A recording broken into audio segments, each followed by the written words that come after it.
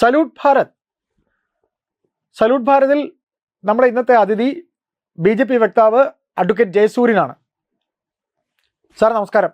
നമസ്കാരം സാർ, ഈ കഴിഞ്ഞ ദിവസം ജന്തർ മന്ദിറിൽ ഈ കോക്രോച്ച് പാർട്ടി സമരം അവസാനിപ്പിച്ചു.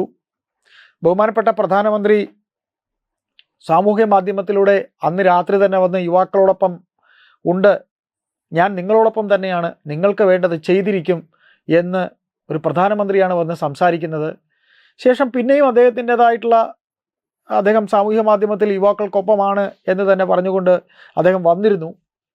സർ, ഒക്കെ പറയുമ്പോഴും ഈ സമരം ഒത്തുതീർപ്പാകുമ്പോൾ ഉന്നത വിദ്യാഭ്യാസ രംഗത്ത് അല്ലെങ്കിൽ ഈ പ്രശ്നങ്ങളൊക്കെ ഉണ്ടായ ആകെ മൊത്തത്തിൽ വിദ്യാഭ്യാസ രംഗത്ത് യുവാക്കൾക്കായി എന്തൊക്കെ മാറ്റമാണ് ബഹുമാനപ്പെട്ട പ്രധാനമന്ത്രി നരേന്ദ്രമോദിയും അദ്ദേഹത്തിൻ്റെ സർക്കാരും ചെയ്യാൻ പോകുന്നത്? ഒന്ന് ചുരുക്കി പറയാമോ? അതായത് ഇന്ത്യയുടെ മത്സര പരീക്ഷ ചരിത്രം പരിശോധിച്ചാൽ നമുക്കൊരു കാര്യം മനസ്സിലാവും. നരേന്ദ്രമോദി വരുന്നതിന് തൊട്ട് മുമ്പുള്ള 10 വർഷക്കാലം 157 തവണയാണ് പരീക്ഷാ പേപ്പർ ചോർന്നതും അത് സംബന്ധിച്ചുള്ള തട്ടിപ്പുകൾ നടന്നതും പല പരീക്ഷകളും റദ്ദു ചെയ്തതും നിരന്തരമായ സംഭവങ്ങളായിരുന്നു. പക്ഷേ നരേന്ദ്രമോദി വന്ന ആ സമയത്ത് കഴിഞ്ഞ 12 വർഷങ്ങൾക്ക് മുമ്പ് വലിയ ഒരു മാറ്റമാണ് ഈ രംഗത്തുണ്ടായത്. ഇന്ത്യയിലെ സുപ്രീം കോടതിയുടെ മാർഗനിർദ്ദേശ പ്രകാരം പരീക്ഷ നടത്തുന്നതിന് വേണ്ടിയിട്ടുള്ള ഒരു ടെസ്റ്റിംഗ് ഏജൻസിയെ തന്നെ നിയമിക്കുകയുണ്ടായി. അത് സുപ്രീം കോടതി നിർദ്ദേശപ്രകാരമാണ് എന്നുള്ളത് നമ്മൾ മറക്കരുത്. മാത്രമല്ല, അങ്ങനെ ഒരു ടെസ്റ്റിംഗ് ഏജൻസി ഉണ്ടായ സമയത്ത് നമുക്കുണ്ടായ വലിയൊരു പ്രശ്നം, ഇത് പ്രാദേശിക ഭാഷകളിൽ ഈ പറയുന്ന ക്വസ്റ്റ്യൻ പേപ്പർ തയ്യാറാക്കണം എന്ന് ആവശ്യപ്പെടുകയും അങ്ങനെ ഇന്ത്യയിലെ എല്ലാ പ്രാദേശിക ഭാഷകളിലേക്കും ഈ ക്വസ്റ്റ്യൻ പേപ്പർ ട്രാൻസ്ലേറ്റ് ചെയ്യുന്ന ഒരു കടമ്പ കൂടി ഉണ്ടാവുകയും ചെയ്തു. അങ്ങേയറ്റം സങ്കീർണമായ ഒരു കാര്യമാണ്. നമ്മളിതൊക്കെ പറയുമ്പോൾ ഓർക്കേണ്ട ഒരു കാര്യമുണ്ട്. ഇന്ത്യ എന്ന് പറയുന്ന രാജ്യത്തിന്റെ വലിപ്പം, ഇവിടുത്തെ ജനസംഖ്യ, ഇതാരും പരിഗണിക്കുന്നില്ല.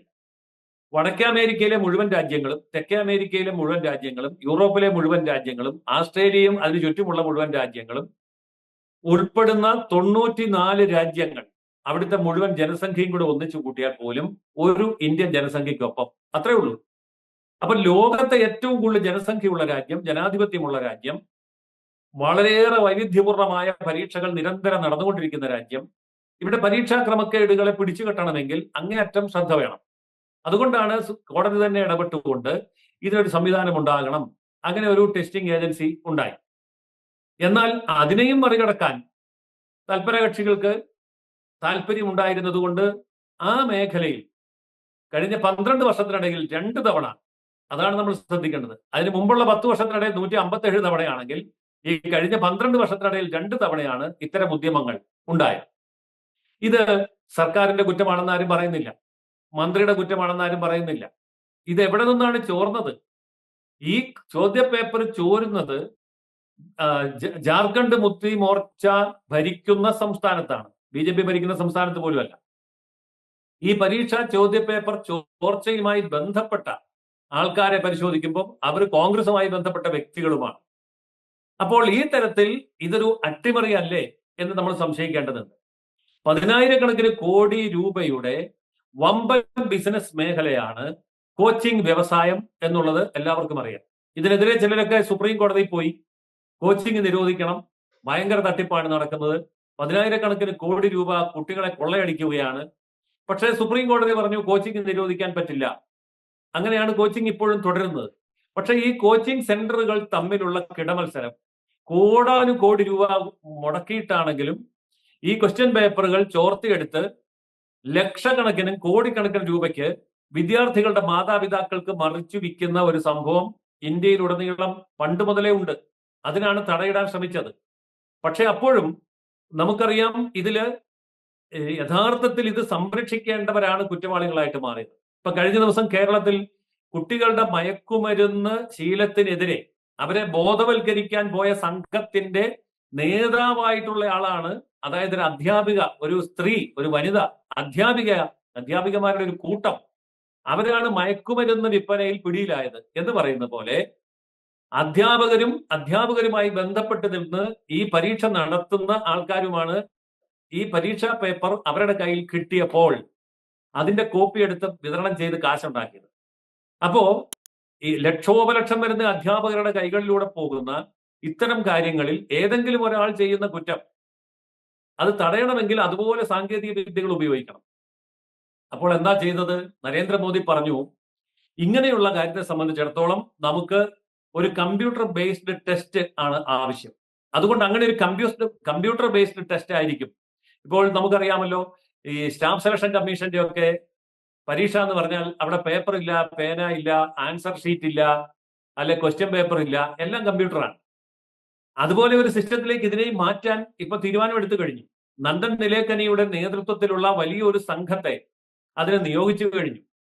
അപ്പോൾ അതീവ ഗൗരവത്തോടു കൂടി ഈ വിഷയം എടുക്കുമ്പോൾ ഇത് സംബന്ധിച്ചുള്ള കുറ്റകൃത്യങ്ങൾക്ക് 10 വർഷത്തെ തടവും 10 കോടി രൂപ പിഴയും എന്നുള്ള നിയമം പാർലമെന്റ് ഇന്നലെ പാസാക്കി കഴിഞ്ഞു. അപ്പോ വളരെ ശക്തവും കർശനവുമായിട്ടുള്ള ഒരു നീക്കമാണ് ഇവിടെ കേന്ദ്ര ഗവൺമെന്റ് എടുത്തിരിക്കുന്നത്. ഇനി കഴിഞ്ഞ പരീക്ഷാ പേപ്പർ ചോർച്ചയുടെ കാര്യം നമുക്ക് പരിശോധിച്ചാൽ, 3-ാം തീയതി നടന്ന പരീക്ഷ 5-ാം തീയതി ആവുമ്പോഴേക്കും അതിന്റെ 6-ാം തീയതി ആവുമ്പോഴേക്കും അതിന്റെ കുറ്റം കണ്ടുപിടിക്കുന്നു. എന്നിട്ട് 12-ാം തീയതി തന്നെ ഈ കുറ്റവാളികളായിട്ടുള്ള ആൾക്കാരെ CBI 13 പേരെ അറസ്റ്റ് ചെയ്യുന്നു. 16-ാം തീയതി ആവുമ്പോഴേക്കും മറ്റു പരീക്ഷ നടത്തുന്നു. അടുത്ത മാസം 16-ാം തീയതി ആകുമ്പോഴത്തേക്കും അതിന്റെ റിസൾട്ട് പ്രഖ്യാപിക്കുന്നു.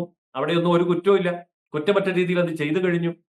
അപ്പോൾ ഇതിനെതിരെ കാര്യക്ഷമമായി പ്രവർത്തിക്കുന്ന ഒരു കേന്ദ്ര ഭരണകൂടം അതീവ വേഗതയിൽ ഈ കാര്യങ്ങൾ ചെയ്യുകയും അവിടെ ബുദ്ധിമുട്ട് അനുഭവിക്കുന്ന കുട്ടികൾക്ക് ദിവസങ്ങൾക്കകം പുനഃപരീക്ഷ നടത്തി തെറ്റില്ലാത്ത കുറ്റമില്ലാത്ത രീതിയിൽ റിസൾട്ട് കൊടുത്ത് ഒരു വലിയ മുന്നേറ്റമാണ് ഈ രംഗത്തുണ്ടാക്കിയത്. പക്ഷേ ഇതൊക്കെ ചെയ്തു എന്നുള്ള കാര്യം ആരും പറയുന്നില്ല. മറിച്ച് ഇതിന്റെ പേരിൽ കലാപം അഴിച്ചു വിടുകയാണ് ചെയ്തത്. ഇന്ത്യയിലെ എല്ലാ സംസ്ഥാനങ്ങളിലും ഈ പറയുന്ന പ്രതിഷേധങ്ങളിൽ അണിനിരന്നവരിൽ 5% പേര് പോലും വിദ്യാർത്ഥികളില്ല, നീറ്റ് എഴുതിയവരില്ല.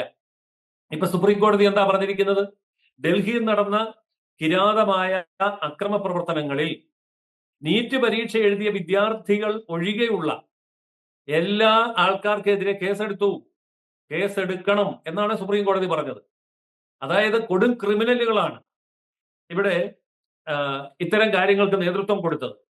2873 ക്രിമിനലുകളെ ഡൽഹി പോലീസ് തിരിച്ചറിഞ്ഞപ്പോൾ കൊലപാതകം നടത്തിയ 101 പേര് നീറ്റ് പരീക്ഷയുടെ സമരത്തിൽ, കൊലപാതകികൾക്ക് നീറ്റ് പരീക്ഷാ സമരത്തിൽ എന്താ കാര്യം?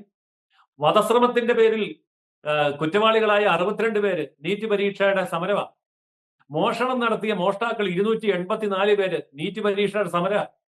ബലാത്സംഗം ചെയ്ത കുറ്റവാളികൾ 92 പേര് നീറ്റ് പരീക്ഷയുടെ സമര. ആയുധങ്ങൾ കൈവശം വെച്ചുകൊണ്ട് ആയുധം മുഖേന കുറ്റകൃത്യം നടത്തിയ 229 പേര് നീറ്റ് പരീക്ഷയുടെ സമര. ഇവരൊക്കെയാണോ നീറ്റ് പരീക്ഷയുടെ സമരം നടത്തുന്നത്? ഇവരൊക്കെയാണോ കോക്രോച്ചിന്റെ നേതാക്കന്മാര്? ഈ ചോദ്യങ്ങൾ ആരും ഉയർത്തുന്നില്ല.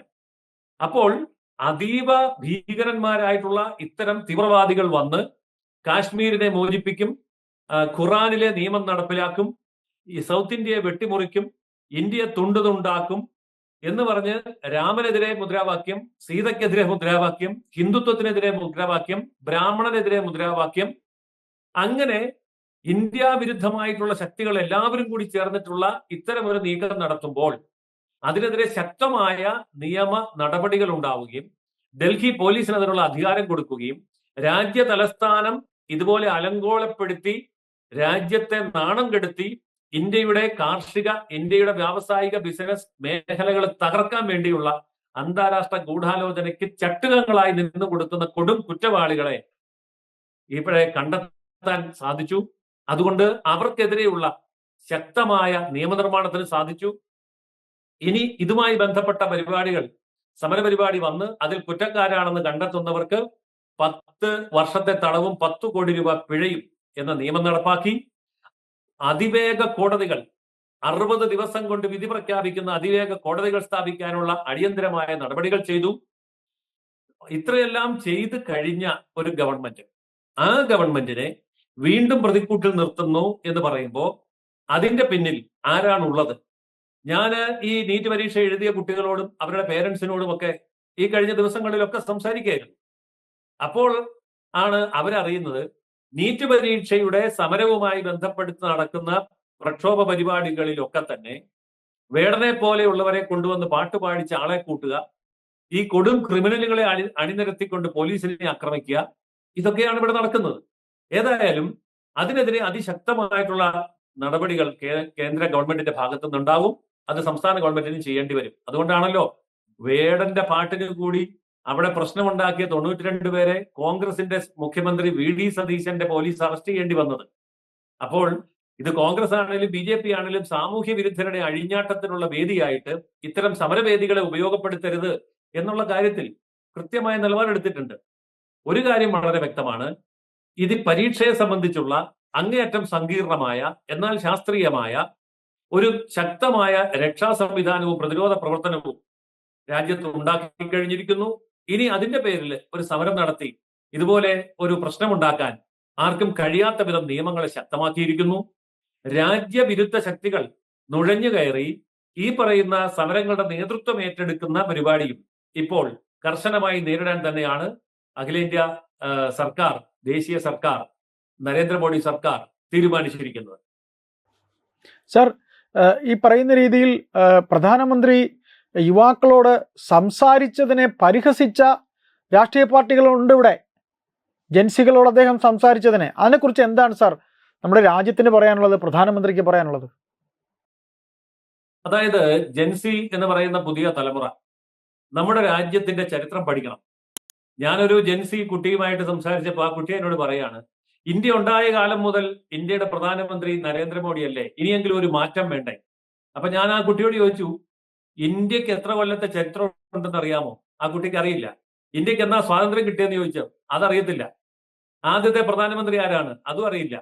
ആ കുട്ടി ധരിച്ചിരിക്കുന്നത് ഇന്ത്യ ഉണ്ടായ കാലം മുതൽ ഇന്ത്യയെ ഭരിക്കുന്നത് നരേന്ദ്രമോദിയാണ്, നരേന്ദ്രമോദിക്ക് വയസ്സായില്ലേ, ഇനി മാറി വല്ല ചെറുപ്പക്കാരും ഭരിക്കട്ടെ എന്ന് പറയുമ്പം നരേന്ദ്രമോദിക്ക് മുമ്പിൽ ഇന്ത്യയിൽ പ്രധാനമന്ത്രിമാരുണ്ടെന്ന് പോലും ഈ കുട്ടിക്ക് അറിയില്ല. ഇന്ത്യയുടെ ജനസംഖ്യ അറിയില്ല, ഇന്ത്യയുടെ വലിപ്പം അറിയില്ല, അതുപോലെയുള്ള കാര്യങ്ങളെക്കുറിച്ചൊന്നും അറിയില്ല. അപ്പോൾ അങ്ങനെയുള്ളവരെ തെറ്റിദ്ധരിപ്പിക്കാൻ എളുപ്പമാണ്. അവർക്ക് നേതൃത്വം കൊടുത്തുകൊണ്ട് വിപ്ലവകരമായ മുദ്രാവാക്യങ്ങളും പ്രകോപനകരമായിട്ടുള്ള സമരരീതികളും കൊണ്ടുവന്നിട്ട് ഇന്ത്യ വിരുദ്ധമായ മുദ്രാവാക്യങ്ങൾ വിളിപ്പിക്കുന്ന ഒരു അന്തരീക്ഷത്തിലേക്ക് അവരെ നയിക്കാൻ വളരെ എളുപ്പമാണ്. അതുപോലെ ഇന്നലെ ഞാനൊരു കുട്ടിയും ആയിട്ട് സംസാരിച്ചപ്പോൾ ആ കുട്ടി പറയുകയാണ്, E20 പെട്രോൾ ഭയങ്കര അപകടമല്ലേ? അപ്പൊ ഞാൻ ചോദിച്ചു, E20 പെട്രോള് അടിച്ച് ബൈക്ക് ഓടിച്ചിട്ടുണ്ടോ? ഇല്ല. E20 പെട്രോൾ അടിച്ച് കാർ ഓടിച്ചിട്ടുണ്ടോ? ഇല്ല. പിന്നെ എവിടുന്നാണ് ഇത്? അല്ല, അങ്ങനെ എല്ലാവരും പറയുന്നു. അങ്ങനെ പറയുന്നത് കേട്ടതേ ഉള്ളൂ. ആർക്കും അനുഭവമില്ല. പക്ഷെ അനുഭവമില്ലെങ്കിലും വളരെ ശക്തമായിട്ടുള്ള പ്രക്ഷോഭത്തിലേക്ക് എടുത്തു ചാടുന്ന ക്ഷുഭിത യൗവനം, ചിന്തിക്കാതെ, പ്രവർത്തിക്കാതെ, പഠിക്കാതെ, ആലോചിക്കാതെ, വിശകലനം ചെയ്യാതെ ആവേശകരമായിട്ടുള്ള ഒരു ഇമ്പൾസിന്റെ അടിസ്ഥാനത്തിൽ ഇറങ്ങി പുറപ്പെടുന്നവരെ ആൾക്കൂട്ട മനഃശാസ്ത്രം കൊണ്ട് നേതൃത്വം നൽകി രാജ്യത്തിനെതിരെ തിരിക്കുന്ന ഈ ഒരു അങ്ങേയറ്റം അപകടകരമായിട്ടുള്ള ഡീപ് സ്റ്റേറ്റ് അജണ്ടയെ എങ്ങനെ നേരിടണം എന്നുള്ളത് രാജ്യത്തിന് കൃത്യമായിട്ട് അറിയാം. അത് പ്രധാനമന്ത്രിക്കും അറിയാം. കേന്ദ്ര മന്ത്രിസഭ അതനുസരിച്ചുള്ള നീക്കങ്ങളാണ് ഇപ്പോൾ നടത്തിക്കൊണ്ടിരിക്കുന്നത്. ഏതായാലും യുവാക്കളെ കാണുന്നു എന്ന് അവർക്ക് മനസ്സിലായി തുടങ്ങിയിട്ടുണ്ട്. ഏതായാലും ശക്തമായ നടപടി ഉചിതമായ സമയത്ത് നമ്മുടെ രാജ്യം കണ്ടു. ഇതിൽ നിന്ന് ഒരുപാട് പാഠം നമ്മുടെ സമൂഹം പഠിക്കുമെന്ന് തന്നെ നമുക്ക് കരുതാം. സർ, തുടർന്നും ഈ വിഷയം മറ്റ് വിഷയങ്ങളുമായി നമുക്ക് സംസാരിക്കാനിരിക്കാം. വിഷയത്തിൽ പ്രതികരിച്ചതിൽ നന്ദി. Thank you sir. Thank you.